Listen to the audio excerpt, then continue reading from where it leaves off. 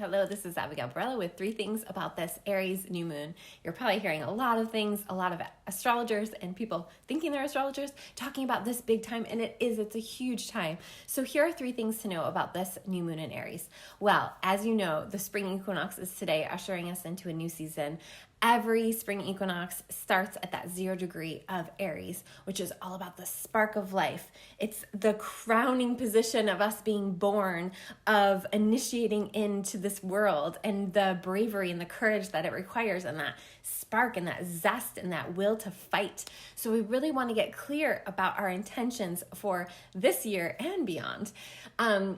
One of the main things about this Aries new moon is that it is one of 2 lunations in Aries, really pushing us into that energy. And one of the things about that is that the second new moon that we get, so the first new moon is on March 21st, and the second new moon will actually be a total solar eclipse in Aries, ushering us into the Aries North Node, which will not happen until July, but we're getting that eclipse energy to push us into that. So really, we're going to have to be brave for this next 18-month cycle that we're moving into, and this new moon is giving us that zest, okay?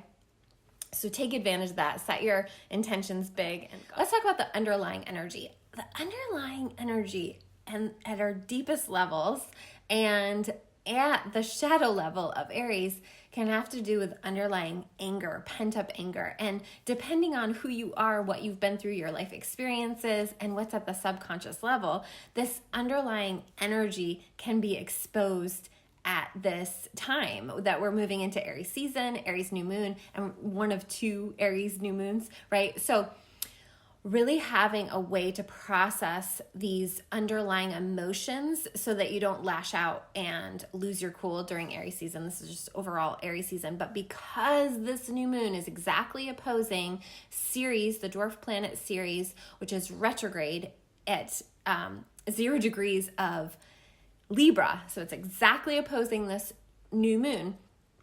She is the divine mother who has been through some shit, and she has to do with abundance and loss, grief and gains. And so any underlying emotions need to be met at this time so that you don't go forward in anger or repressed emotions, that you're processing your stuff. So this is why I'm offering 30% off all astrological services until March 24th. Last thing I want to say is this new moon in Aries on March 21st. Okay, here we go.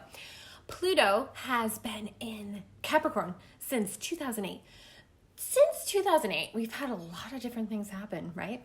And a lot of them have had to do with the systems, government, money, a lot of things around bailing out banks, bailing out different things, and then the Occupy Wall Street movement, which kind of took off, but then we realized we can't have that, so we created all these other things for us to focus on that were about more division, about the 99%. Anyway, long story short, that cycle's wrapping up, and it's interesting because right before this cycle's wrapping up, we've had a lot of scares around the financial economy and bailing out more banks. Hopefully now, as Pluto moves into the sign of the people and the future and humanitarianism, we're going to see some different things exposed, and we will grow from that. So that's the hope. We want to look to where that last little bit of Capricorn and the beginning part of Aquarius is in your chart, okay? And this is why getting a chart reading at this time is so powerful. Other thing that we've been in, so that's a cycle that's wrapping up from 2008. Another cycle that's wrapping up that's a closer planet to us is since August of last year, we've had Mars in Gemini. That's a long time for Mars to be in a sign, so we really want to look at wrapping up that cycle and what's came up during that time.